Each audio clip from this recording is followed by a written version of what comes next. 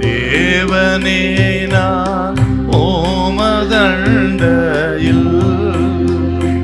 இன்னும் நெருங்கி சேர்வதே என் ஆவல் பூமியில்.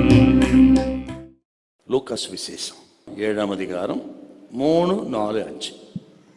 அவன் இயேசுவை குறித்து கேள்விப்பட்ட போது அவர் வந்து தன் வேலைக்காரனை குணமாக்க வேண்டும் என்று அவரை வேண்டிக் கொள்ளும்படி யூதருடைய மூப்பரை அவரிடத்தில் அனுப்பினான்.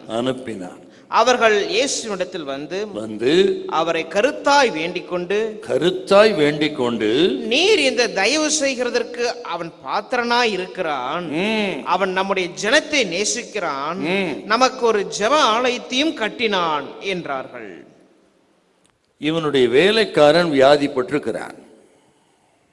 நீங்கள் மத்தேயு சுவிசேஷம் 8ஆம் அதிகாரம் 6வது வருஷத்தில் அவன் என்ன வியாதி நாங்க இருக்கு பாருங்க.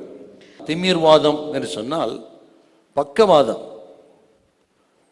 இப்படி திமிர்வாத நோயினால் பாதிக்கப்பட்டு அவன் மரணத்துக்கு சமீபமாகி விட்டான்.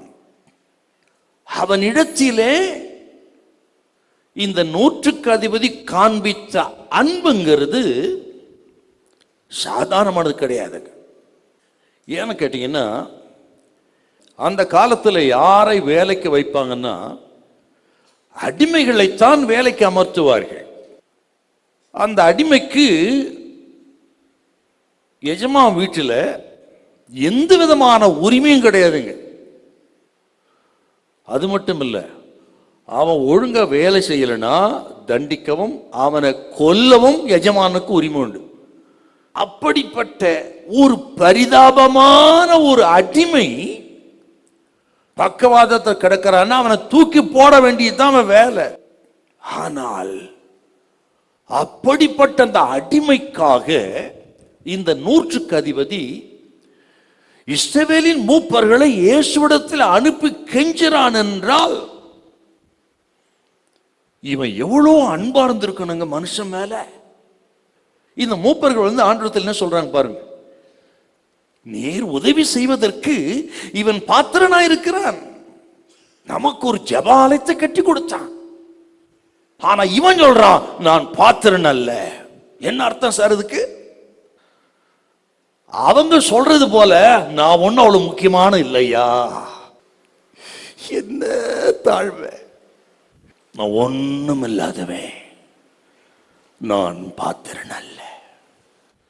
நான் சொல்லுகிறேன் தேவ பிள்ளைகளுக்கு, உங்கள் திறமை, தாளந்து, உங்களுடைய அனுபவம், நீங்க செய்யற காரியத்தில் பார்த்து ஊரே புகழட்டும்.